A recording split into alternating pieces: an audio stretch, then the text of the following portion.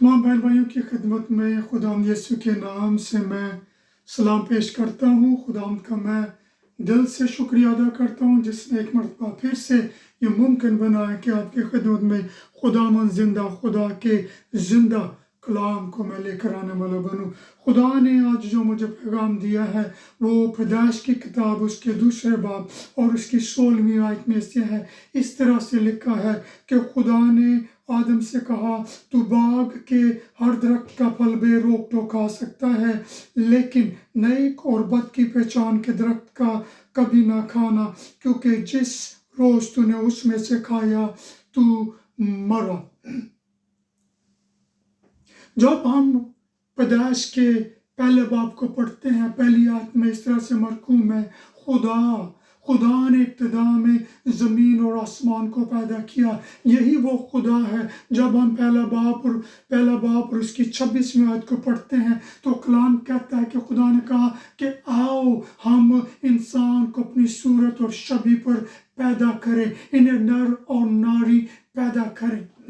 जब हम पैदाइश उसका दूसरा बाब पढ़ते हैं तो इसमें हमें पता चलता है कि खुदा ने मशरिक में एक बाग लगाया और उस बाग में बहुत सारे फलदार दरख्त भी उसने लगाए। कलाम कहता है कि जो दरख्त थे और उनके जो फल थे वो देखने को खुशनुमा और मज़े में लजीज थे। खुदा ने आदम और हवा से कहा कि बाग के सारे दरख्तों का फल तुम बेरोक टोक खा सकते हो, मगर एक फल जो तुम कभी ना खाना वो है नेकी और बदी का फल। मेरे अजीजों, बाग में सैकड़ों की तादाद में दरख्त थे, बहुत अच्छे दरख्त थे, फलदार दरख्त थे, मज़ेदार दरख्त थे। खुदा ने सब दरख्तों का फल खाने की आदम और हवा को इजाज़त दी थी, मगर एक दरख्त जो कि नेकी और बदी का दरख्त था, उसके लिए खुदा ने उनसे कहा कि इसमें से कभी ना खाना, क्योंकि जिस रोज तुमने इस दरख्त में से खाया तुम यकीनन मर जाओगे। जब हम पैदाइश उसका तीसरा बाब का मताला करते हैं तो पहली आयत में हमें पता चलता है कि इब्लीस शैतान सांप में समाता है और हवा को आजमाता है। सवाल करता है कि क्या खुदा ने हकीकत में यह कहा कि तुम किसी भी फल का दरख्त नहीं खा सकते? हवा शैतान के बहलावे में आ गई, शैतान के चुंगल में फंस गई। और जब हम पैदाइश उसका तीसरा बाब और उसकी 6ठी आयत को पढ़ते हैं, ये वो आयत है जो हमें बताती है कि कब गुनाह इस दुनिया में आया। 6ठी आयत में जब हम पढ़ते हैं तो हमें पता चलता है कि हवा ने जब फल को देखा तो कहा कि ये फल देखने में खुशनुमा और लजीज है और अक्ल देने के लिए भी अच्छा है। तो ना सिर्फ हवा ने वो फल खुद खाया, बल्कि वो फल अपने शौहर आदम को भी दिया और आदम ने उस फल में से खाया। जैसे ही उन्होंने इस फल में से खाया उनकी आंखें खुल गईं।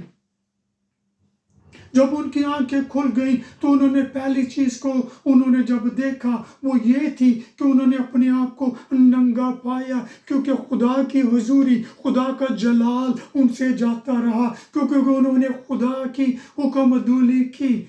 खुदा का जो नूर और जलाल जो उनकी जिंदगियों पर था वो चले गया, क्योंकि उन्होंने खुदा के खिलाफ गुनाह किया। जब उन्होंने गुनाह किया तो पहली जो चीज़ उनको नजर आई वो उनका नंगापन था। दूसरी बात जो थी, उन्होंने महसूस किया कि उनकी जिंदगी में अब डर और खौफ आ गया है। और तीसरी बात ये हुई कि उन्होंने एक दूसरे पर इल्ज़ाम लगाना शुरू कर दिया। और चौथी बात और पांचवी बात ये हुई कि उनकी ज़िंदगी में लानत आ गई, उनकी ज़िंदगी में खौफ और डर आ गया। मेरे अजीजों, ये गुनाह का नतीजा था, क्योंकि खुदा جو اپنے کلام میں سچا اور برحق ہے، اس نے کہا کہ جس دن تم نے یہ پھل کھایا تم یقیناً مرو گے۔ ہمیں اس بات کا اندازہ ہوتا ہے کہ اگرچہ کہ وہ جسمانی طور پر فوراً ہلاک نہیں ہوگے، مگر روحانی طور پر جو خدا کا جلال، جو خدا کا نور، جو خدا کی عظمت اور قدرت ان کے چوگرد تھی، وہ جاتی رہی۔ انہوں نے اپنے ننگے پن کو، کلام ہمیں بتاتا ہے تو تیسرا باب اور اس کی 7ویں آیت، اپنے ننگے پن کو ڈھانپنے کے لیے انہوں نے انجیر کے پتوں سے لنگیاں بنائی، مگر وہ بھی ان کو ڈھانپ نہ سکیں۔ مگر خدا جو ایک ہاتھ پہ قادر خدا ہے، مطلق خدا ہے، سچا خدا ہے، جو وہ کہتا ہے وہ ہو کر رہتا ہے، کیونکہ کلام ہمیں بتاتا ہے کہ گناہ کی مزدوری موت ہے۔ جب خدا نے کہا آدم اور حوا سے کہ جب تم میری حکم عدولی کرو گے یقیناً تم مر جاؤ گے، تو وہ یقیناً خدا کا کلام ہمیں پورا ہوتا ہوا نظر آتا ہے۔ صرف یہ نہیں میرے بہنوں اور بھائیوں، عزیزوں، خدا جو برحق اور سچا خدا ہے وہ عادل اور منصف خدا ہے۔ ایک طرف تو وہ عادل اور منصف خدا ہے، دوسری طرف وہ محبت سے بھرا ہوا خدا ہے، کیونکہ خدا کسی گناہ گار کی ہلاکت نہیں چاہتا، بلکہ وہ یہی چاہتا ہے کہ سب کی توبہ تک نوبت پہنچے۔ جب خدا نے آدم اور حوا کی حالت کو دیکھا، ان کے ننگے پن کو دیکھا، تو اس کو ترس آیا، ان کے ننگے پن پر خدا کو ترس آیا، اور خدا نے کیا کیا کہ خدا نے ایک برا ذبح کیا۔ خدا نے ایک برا ذبح کیا، اور ان برے کی کھال سے ان حوا اور آدم کے لیے خدا نے چمڑے کے کپڑے بنائے تاکہ ان کا ننگا پن جاتا رہے۔ جب ہم پڑھتے ہیں تیسرا باب اس کی 21ویں آیت میں، اس میں ہمیں پتہ چلتا ہے کہ زندہ خدا نے ایک برا ذبح کیا، اور اس برے کی کھال سے خدا نے آدم اور حوا کے ننگے پن کو دور کرنے کے لیے ان کے لیے چمڑے کے کپڑے بنائے تاکہ ان کا ننگا پن، ان کی شرمندگی جاتی رہے۔ یہ اس بات کی طرف اشارہ کر رہی تھی، یہ جو قربانی تھی، یہ قربانی ایک آنے والی عظیم قربانی کی طرف اشارہ کرتی ہے کہ ایک دن ایک عظیم شخص آنے والا ہے جو خدا تعالیٰ کا بیٹا ہوگا، جو بنی نوع انسان کے گناہوں کے کفارہ کے لیے وہ قربان کیا جائے گا۔ میرے عزیزو، جب پیدائشی کی کتاب کو پڑھتے ہیں، ابراہیم کا ذکر ہمیں ملتا ہے۔ ابراہیم جو ایمانداروں کا باپ ہے، بہت سال انتظار کرنے کے بعد خدا نے اس کو ایک بیٹا دیا جس کا نام اسحاق تھا۔ ابراہیم نے اپنے دل میں یہ ایسا سمجھا کہ خدا چاہتا ہے کہ اسحاق کی وہ قربانی کرے۔ ابراہیم نے اسحاق کو لیا اور کوہ موریا کے پہاڑ کی طرف چلے گیا۔ اسحاق نے اپنے باپ سے پوچھا کہ اے باپ، لکڑیاں بھی ہے، آگ بھی ہے، مگر برا کہاں ہے؟ ابراہیم جو مرد خدا تھا، اس نے کہا کہ خدا آپ ایک برا مہیا کرے گا۔ ہم اس کہانی سے واقف ہیں میرے عزیزو۔ جب ابراہیم اپنے بیٹے پہ چھری چلانے کو تھا، آسمان سے آواز آئی، خدا نے کہا کہ نہ چھری چلا، بلکہ دیکھ ایک برا، ایک مینڈا مہیا کر دیا گیا ہے۔ یہ جو برا تھا جس کو ابراہیم نے پھر ذبح کیا، یہ وہی برا تھا جو آنے والا تھا۔ اسی طرح میرے عزیزو، جب ہم بنی اسرائیل کی بات کرتے ہیں جو کہ ملک مصر میں غلام تھے 430 سال تک، کلام ہمیں بتاتا ہے کہ وہ مصر کی غلامی میں رہے، چلاتے رہے، آنسو بہاتے رہے، خدا سے کہتے رہے کہ مسیحا کو بھیج۔ سو خدا نے موسیٰ کو بھیجا تاکہ وہ پوری قوم کو رہائی دے سکے۔ خدا نے بڑے عجائب کام، معجزے اپنے لوگوں کے درمیان میں کیے۔ جس رات کو ان کو آزاد کرنے کو تھا، خدا نے کہا موسیٰ سے کہا کہ جا ایک ایک شخص سے کہا کہ ایک برہ لے اور اس کو ذبح کرے، ہر ایک گھرانہ ایک برہ لے اور اس کو ذبح کر کے اس کے خون کو اپنے گھر کی چوکھٹوں پر لگا دے، کیونکہ موت کا فرشتہ جب آئے گا، وہ موت کا فرشتہ جب وہ اس لہو کو دیکھے گا تو وہ اس گھر کے اندر داخل نہ ہوگا، اور وہ گھر اور اس گھر کے پلوٹے بچے رہیں گے۔ جن جن گھرانوں نے اس بات کو سمجھا، جن جن گھرانوں نے ایسا کیا، ان کے پلوٹے بچ کے، مگر مصریوں کے پلوٹے مار دیے گئے۔ انسان ہو یا حیوان ہو، سب کے پلوٹے ختم کر دیے گئے۔ یہی وہ برہ ہے جو عکاسی کرتا ہے آنے والے برہ کی۔ جب یوحنا بپتسمہ دینے والا یردن کے دریا پہ بپتسمہ دے رہا تھا، فوجی بھی اس کے پاس آئے، سپاہی بھی اس کے پاس آ رہے تھے، امیر اور غریب سب اس کے پاس آ رہے تھے تاکہ وہ اس سے بپتسمہ لے۔ ایک بڑا ہجوم تھا، ایک رش تھا، مگر یوحنا بپتسمہ دیتے دیتے اچانک اس کی نگاہ ایک ایسے شخص پر پڑ گئی جس کا نام یسوع تھا۔ اس نے چلا کر کہا کہ دیکھو، یہ ہے وہ خدا کا برہ جو جہان کے گناہوں کو اٹھا لیے جاتا ہے۔ میرے عزیزو، خداوند یسوع ہی ایسا ہے جس نے صلیب کے مقام پر قربان ہو کر مردوں میں سے جی اٹھ کر ہمارے لیے نجات کے لباس کا بندوبست کیا ہے۔ یہ جو لباس خداوند کہتا ہے، اس کو کہتے ہیں کہ راست بازی کا لباس، نجات کا لباس۔ یہ مفت میں مہیا کیا گیا ہے۔ یہ میری اور آپ کی مرضی ہے کہ اگر ہم چاہیں تو اس لباس کو آج پہن سکتے ہیں۔ میری بہن، میرے بھائی، ہمیں مزید لنگیوں کی ضرورت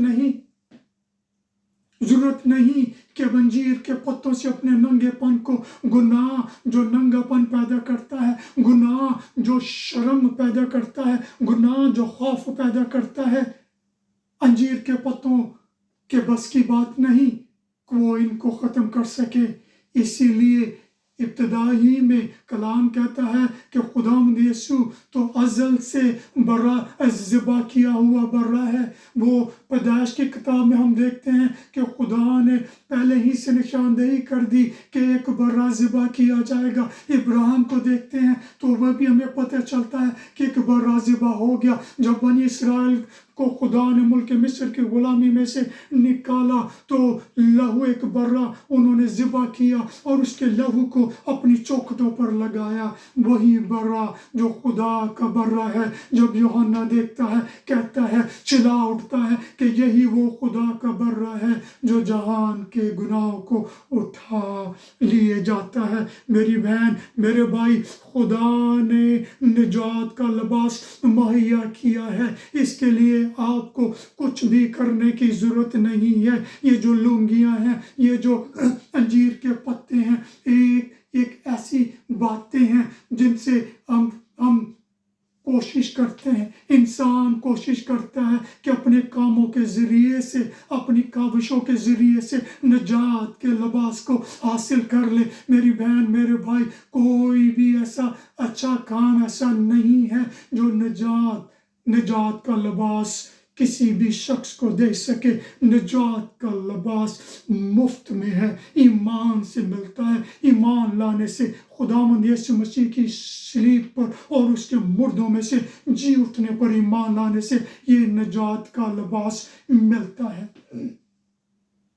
میرے عزیزو، اگر آپ چاہتے ہو کہ یہ نجات کا لباس آپ کو بھی مل جائے، یہ بہت ایک سادہ سی بات ہے۔ آپ کو بہت دور سفر کرنے کی ضرورت نہیں ہے، بہت سارے روزے رکھنے کی ضرورت نہیں ہے، بہت ساری دعائیں کرنے کی ضرورت نہیں ہے۔ سادہ دلی سے حقیقی طور پر دل کی سچائی سے خداوند یسوع کو پکارو، کہو کہ یسوع، تو نے صلیب پر چڑھ کر میرے گناہوں کا فدیہ دیا، مردوں میں سے جی اٹھ کر مجھ کو راستہ ٹھہرایا، آج تو مجھے یہ نجات کا لباس دے۔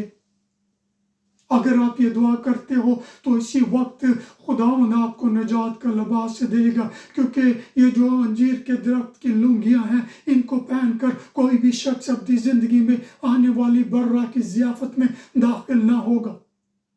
कलाम को जब हम पढ़ते हैं तो हमें एक बादशाह का जिक्र मिलता है। बादशाह ने एक अपने बेटे की शादी की ज़ियाफ़त की और बहुत सारे उमरा को, अमीरों को, ख़ास बड़े बड़े रुतबे वाले लोगों को बुलाया, मगर बहुत सारे लोगों ने आना पसंद ना किया। खाना तैयार था, सब कुछ तैयार था। बादशाह को बहुत गुस्सा आया, मगर उसने कहा अपने नौकरों को कहा कि जाओ बाजारों में, गली कूचों में चले जाओ और जो शख्स भी तुम्हें मिलता है उनको लेकर आ जाओ, ताकि मेहमान खाना मेहमानों से भर जाए। कुछ ही देर में मेहमान खाना मेहमानों से भर गया। लोग बहुत तादाद में आए। बादशाह खुश हो गया। जब बादशाह उस मेहमान खाने में आया, उसकी निगाह एक शख्स पर पड़ी। उस शख्स को जब बादशाह ने देखा तो बादशाह ने उससे कहा कि तू ज़ियाफ़त का लिबास पहने क्यों कर दाखिल हो गया, क्योंकि बादशाह जो था उसने इस बात का इत्मीनान किया था कि जो भी मेहमान आए उनको खास लिबास पहनाया जाए, ताकि सब एक अच्छे लिबास के साथ उसके बेटे की शादी में शामिल हो। इस शख्स को लिबास पेश किया गया, इस शख्स को लिबास दिया गया, मगर इस शख्स ने उस लिबास को ना पहना। इस शख्स ने लिबास को रिफ्यूज कर दिया। इसीलिए बादशाह ने भी हुक्मन कहा कि इसको बांधो, इसके हाथ और पांव बांधो और इसको अंधेरे में फेंक दो, जहां पे रोना और दांतों का पीसना होगा। मेरी बहन, मेरे भाई, खुदावंद यीशु ने सलीब के मुकाम पर चढ़कर यह लिबास मुहैया किया है। मुर्दों में से जी उठकर उसने इस लिबास को हमारे लिए मुफ्त में अवेलेबल कर दिया है। ये मेरी और आपकी मर्जी है कि आया हम इस लिबास को पहनते हैं, एक्सेप्ट करते हैं, कबूल करते हैं या नहीं। मेरी दुआ है कि आप इस लिबास को कबूल करो, ताकि आने वाली बर्रा की ज़ियाफ़त में हम सब मिलकर खुदावंद का शुक्रिया अदा करें। खुदावंद आप सबको बरकत दे, यीशु के नाम में, आमीन।